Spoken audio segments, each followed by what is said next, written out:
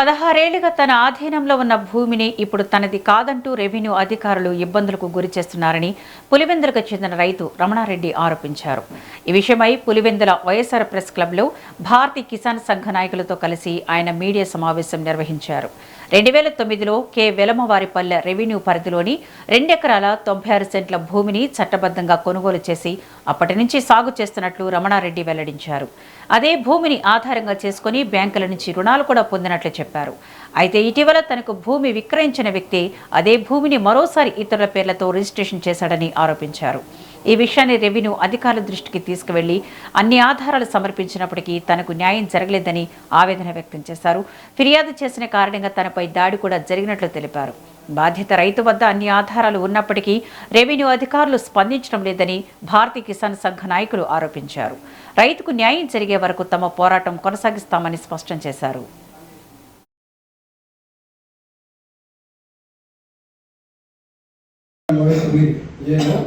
రెండు ఎకరాల 96 సెంట్లు కేవార్ పొలానికి చెందిన భూమిని నేను 2009లో కొనుగోలు చేసినాను.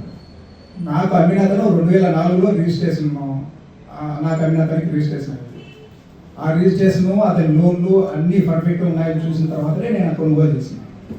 ఇప్పుడు ఈ 2 సంవత్సరాల నుంచి నాకు అమ్మిన అతనే మళ్ళీ నేను అమ్మలేదని చెప్పి వస్తా ఉంటే ఎంఆర్ఓలో ఇంటికి పంపిస్తూ వచ్చినాడు. రికార్డ్ అంతా అమ్మినట్టు ఉన్నాటికి అమ్మినట్టు ఉంది కదా, నువ్వు ఎందుకు ఇట్లా చేస్తున్నావు అని చెప్పి ప్రతిసారి పంపించడం వస్తున్నాడు. మళ్ళీ తిరిగి వాళ్ళ బంధువులు, కడపకు సంబంధించిన బంధువులతో కుమ్ముకై ఆ భూమిని నేను దొంగ రిజిస్ట్రేషన్ చేసుకునే అని చెప్పి ఒక తప్పు నివేదికతో ఆ భూమిని తిరిగి నా నుంచి లాక్కునే ప్రయత్నం జరుగుతూ ఉంది. ఇది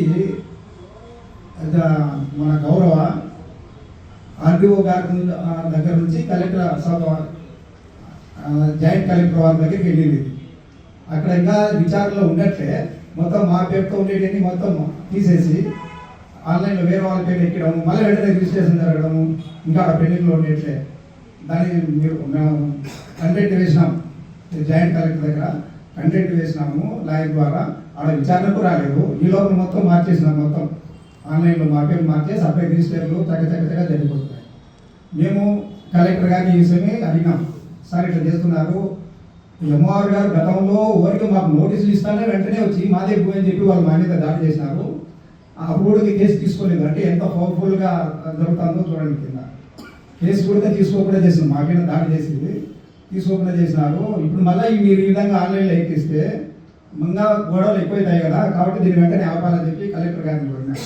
కలెక్టర్ గారు వెంటనే ఆర్డీఓ గారికి ఇచ్చినారు. ఆర్డీఓ గారికి అది తీసుకొచ్చే కాపీ ఇచ్చి మేము మళ్ళీ ఒక లెటర్ పెట్టినాం.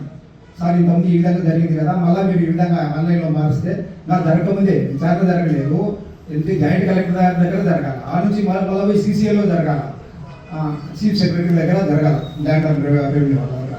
ఇన్ని ఉన్నట్లే మీరు ఇంత హడావిడిగా ఎందుకు చేస్తున్నారంటే ఏమీ జరగదు, నేను హామీ ఇస్తాను కదా అని చెప్పినారు ఆర్డీఓ గారు. ఇలాంటి ఆన్లైన్లో ఎక్కడ అలాంటివి జరగదు. మేడం గారి దగ్గర నుంచి అంటే జాయింట్ కలెక్టర్ దగ్గర నుంచి వచ్చినంత వరకు ఇలాంటివి ఏమీ జరగవు.